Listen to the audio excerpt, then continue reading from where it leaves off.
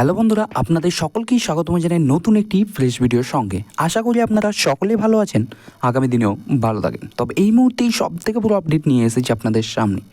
Primary TET নিয়ে ফের প্রশ্নের মুখে প্রাথমিক শিক্ষা পর্ষদ।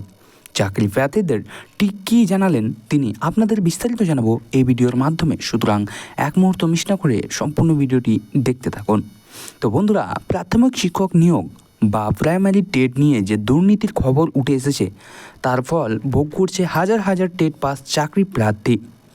মিছিল, মিটিং পথ অবরোধ পেরিয়ে আন্দোলন আজও সুপ্রিম কোর্ট বিচারাধীন।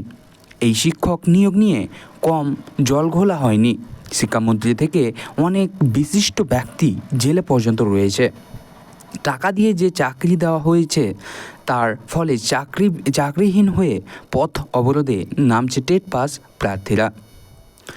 2022-এর নিয়োগ প্রক্রিয়ার সময় বিএড ডিগ্রি দেখান চাকরির প্রার্থীরা, কারণ বিএডে নম্বর বেশি রয়েছে তাদের। এদিকে সুপ্রিম কোর্ট রায় দিয়েছে মামলায় বিএড ডিগ্রিধারীরা প্রাথমিক নিয়োগ বা প্রাইমারি টেট প্রক্রিয়ায় অংশ নিতে পারবেন না। এই অবস্থায় বিএড পরিবর্তে ডিএলএড ডিগ্রি দেখাতে আবেদন করেন তারা, কিন্তু প্রাথমিক শিক্ষা পর্ষদ সেই আবেদন মানতে চায়নি। ফলে তারা এখন সমস্যায় পড়ে তারা। এই অবস্থায় নতুন করে হলো এই মামলা হাইকোর্টে। তাদের দুটি ডিগ্রি আছে, বিএড ডিগ্রি গ্রহণ করা হয়নি। ডিএলএড ডিগ্রিকে গুরুত্ব দিয়ে কেন তাদের তালিকাভুক্ত করা হলো না, সেই প্রশ্ন করছে মামলাকারীরা। সোমবার প্রাথমিক শিক্ষক পদে 2022 সালের প্যানেল প্রকাশের নির্দেশ দেয়। মোট 9,533 জন সরকারি চাকরির জন্য যোগ্য বলে বিবেচিত হয়। 2014 ও 2017 সালের টেট পাস ও ডিএলএড প্রশিক্ষণ প্রাপ্তরাও রয়েছে। এই মামলার কারণে 2022-এর নিয়োগ এখনও আটকে আছে।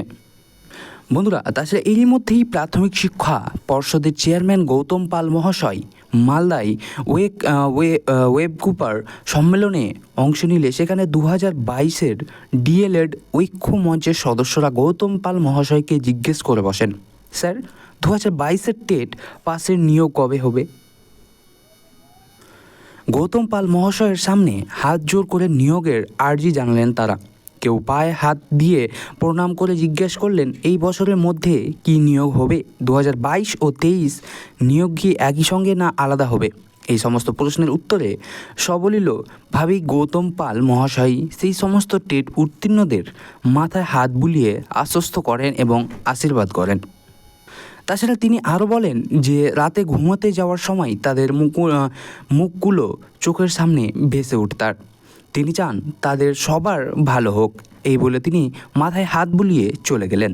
2022-এর নিয়োগ নিয়ে টেট উত্তীর্ণদের এক প্রকার ধোঁয়াশা রয়ে গেছে। দেখা যাক এবছরের মধ্যে সমস্ত জোট কাটিয়ে উঠে নিয়োগ প্রক্রিয়া সম্পূর্ণ হয় কি না।